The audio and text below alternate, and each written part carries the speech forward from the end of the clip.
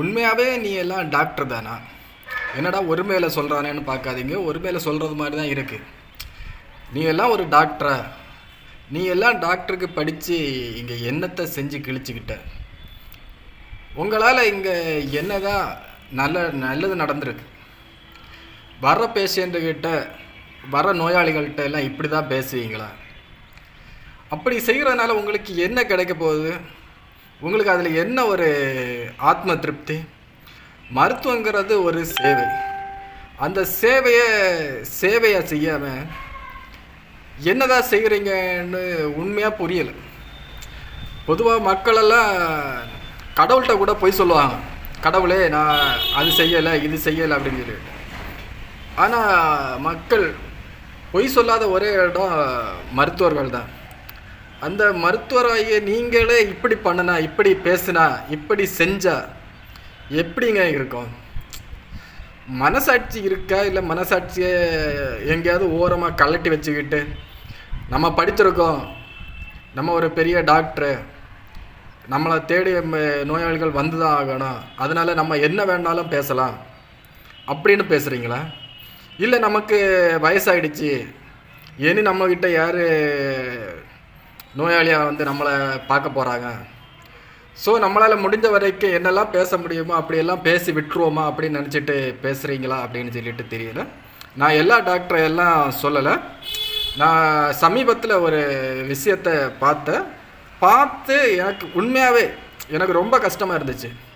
ஒருவேளை அதே மாதிரி ஒரு நோய், அதே மாதிரி ஒரு நோயாளி உங்கள் வீட்டிலையோ உங்கள் குடும்பத்தில் இருந்தாலும் கண்டுக்க மாட்டாங்க இப்போது. ஏன்னா சொந்தக்காரங்களெல்லாம் கஷ்டப்படணும்னு நினைக்கிற உலகம், அந்த மாதிரி உலகம் மாறிடுச்சு. உங்கள் வீட்டில் இதே மாதிரி ஒரு ஆள் இருந்தால் நீங்கள் இப்படி தான் பேசுவீங்களா, இல்லை இந்த மாதிரி தான் ட்ரீட் பண்ணுவீங்களா? அந்த மாதிரி இருந்துச்சு. ஆமாங்க, சமீபத்தில் வலைதளத்தை நோண்டிகிட்டு இருக்கும்போது ஒரு வீடியோ பார்த்தேன். நம்ம நெப்போலியன், தமிழ் நடிகர், இப்போ அமெரிக்காவில் செட்டில் இருக்கார், நெப்போலியன் அவர்கள் ஒரு இன்டர்வியூ ஒன்று கொடுத்துருந்தாங்க. அந்த இன்டர்வியூவை தான் பார்த்தேன். அந்த இன்டர்வியூவை பார்க்கும்போது அவர் அந்த இன்டர்வியூவில் என்ன சொல்லியிருந்தாருன்னா, ஒரு டாக்டரு என் பையனை பற்றி ரொம்ப தப்பாக பேசினார், அந்த பையனால் உடல் உறவு கொள்ள முடியாது, அந்த பையனுக்கு கல்யாணங்கிறது ஒரு தண்டம், ஒரு வேஸ்ட்டு, இதெல்லாம் தேவையில்லாமல் பண்ணுறாங்க, உண்மையான பெற்றோராக இருந்தால் இதெல்லாம் பண்ண மாட்டாங்க, இதெல்லாம் ஒரு பொம்மை கல்யாணம், கல்யாணம் பண்ணுற அந்த பொண்ணுக்கு ஏதாவது அறிவு இருக்கா, இல்லை இது பணத்துக்காக கல்யாணம் பண்ணுறாங்களா, அந்த மாதிரி இந்த மாதிரின்னு சொல்லிட்டு ஒரு 1000 கேள்வி கேட்டிருக்காங்க. இந்த 1000 கேள்வியையும் நெப்போலியன் அவர்கள் அந்த வீடியோ பார்த்துருக்காரு, ஃபேஸ் பண்ணிக்கிட்டு ஒரு இன்டர்வியூவில் அவர் ரொம்ப மனவேதனைப்பட்டு சொன்னார். ஒரு வயதான டாக்டரு, அவர் பாட்டுக்கு மைக்கு கிடச்சா ஒவ்வொரு சேனல்லையும் போயிட்டு அப்படி இப்படின்னு பேசுகிறாரு அப்படின்னு சொல்லிக்கிட்டு, யார் அந்த டாக்டராக இருக்கும் அப்படின்னு சொல்லிக்கிட்டு. ஏன்னா நெப்போலியன் அவர்கள் உங்களுக்கு எல்லாருக்குமே தெரியும், நெப்போலியன் அவர்கள் பையனுக்கு உடம்பு சரியில்லை, அவர் ஒரு நோயால் பாதிக்கப்பட்டிருக்காரு. யாராக இருந்தாலும் ஒரு தந்தையாட்டு தன் மகனுக்கு என்னெல்லாம் செய்யணும்னு நினைக்கிறாங்களோ அதெல்லாம் செய்வாங்க. அது அவங்கவுங்க விருப்பம், அவங்கவுங்க தனிப்பட்ட கடமையும் கூட, அவங்கவுங்க சொந்த விஷயம். அந்த சொந்த விஷயத்தை நீங்கள் பேசலாம், தப்பு இல்லை. ஆனால் ஒருத்தருடைய மனது புண்படுற அளவாக பேசணும். அவர் என்ன தெரியுமா சொல்கிறாரு? அந்த டாக்டர் ஒரு வயசான டாக்டர் தான், எனக்கு அந்த டாக்டரோட பேர்லாம் தெரியல, கண்ணாடி போட்டுட்டு நிறைய சேனலில் பேட்டி கொடுத்துருக்காரு.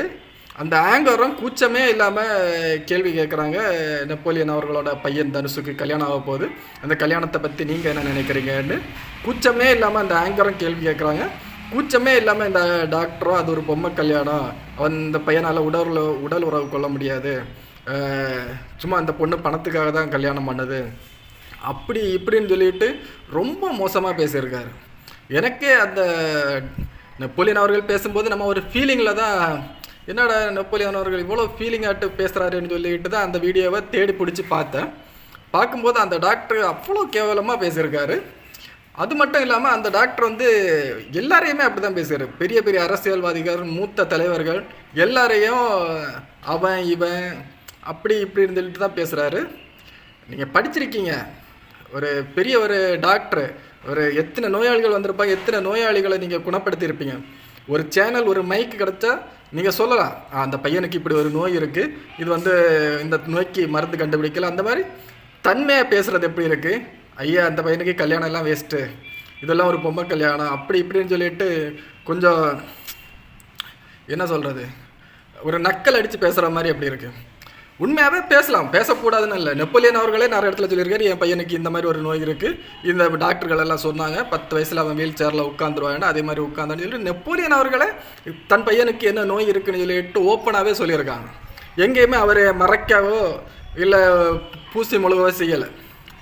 அதே இதை இன்னொரு மருத்துவர், படிக்காத ஒரு பாமரராக இருந்தால் கூட பரவாயில்ல, ஒரு படித்த மருத்துவர் இந்த மாதிரி அவனுக்கு இது பண்ண முடியாது, அது பண்ண முடியாது, குளத்தை பிறக்காது அப்படி இப்படின்னு சொல்கிறது உண்மையிலே ரொம்ப மோசமாக இருக்குது. அந்த டாக்டரோட வீடியோ நிறைய நீங்கள் பார்த்துருப்பீங்க, சமூக வலைதளங்களில் நிறைய பேஜில் இருக்குது. யூடியூபாக இருக்கட்டும், ஃபேஸ்புக்காக இருக்கட்டும், ட்விட்டராக இருக்கட்டும், எல்லா இடத்துலையும் அந்த டாக்டர் பேசின வீடியோக்கள் நிறைய கிடக்கு.